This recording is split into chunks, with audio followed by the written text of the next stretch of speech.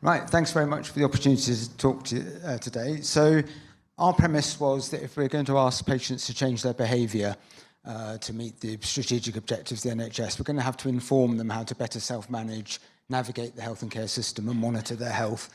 So my trust, Torbay in South Devon, has worked over the past 10 years with a company called Health and Care Innovations to develop two platforms. The first one we did was the Health and Care Video Library, which is now scaled to 1,200 patient-facing videos, all developed with NHS clinicians and signed off by them and hosted on a configurable platform that meets digital health technology compliance requirements and carries medical indemnity insurance. And we also do a sort of sister library for healthcare worker education as well, with about 600 videos, particularly aimed at skilled non-registered staff. But clinical services being what they asked for more, and they particularly wanted the ability to capture PROMs and PREMs and symptom trackers and data from wearable technology, as well as guide patients through structured programs, either procedural pathways or rehab programs. So the functionality they required led us to developing the Connect Plus app. Now, very early on, our long-term condition co-design patients said, very happy to use digital, but don't send us to multiple places for our comorbidity. So it's a multi-condition app that hosts all the pathways that a patient may interact with in one place.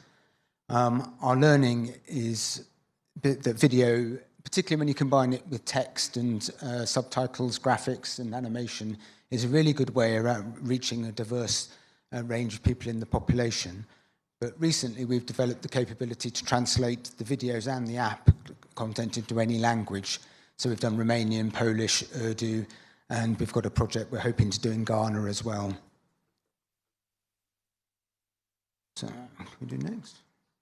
So we now cover 50 pathways of care, long-term conditions, procedural pathways, women's health hubs, neurodiversity, being live in over 30 ICBs and trusts across the UK, which is great, really good. I would say that's largely horizontal spread because it's in secondary care, and we all know that hospitals and secondary care think they're the bee's knees, but all the major care is occurring in the community and primary care. So that's where we really want to get to, because also consistently patients and clinicians say we need to get this information as upstream as far as possible to avert the demand, keep people healthy, really get into that proactive preventative space, even before they get to the GP, ideally. But the next step that we're doing is working with partners, but particularly Optimimis, and using their population health analytics, identifying cohorts of patients that would particularly benefit from digital interventions. So COPD patients receiving the content around inhaler technique, care plans, emergency, how to look after your exacerbation, and safety netting, you know, when to call for help. And that's currently looking for test beds, so anybody that's interested, it'd be good to hear from you. Our other roadmap is alignment to the NHS app, and we're going live with the NHS sign-on for the Connect Plus in the next few weeks.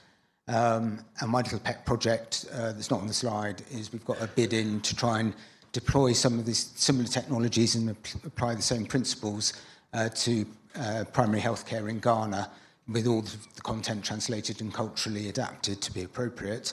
And that, fingers crossed, funding will come for that. So that's us. Thank you very much. Awesome. Thank you, Matt.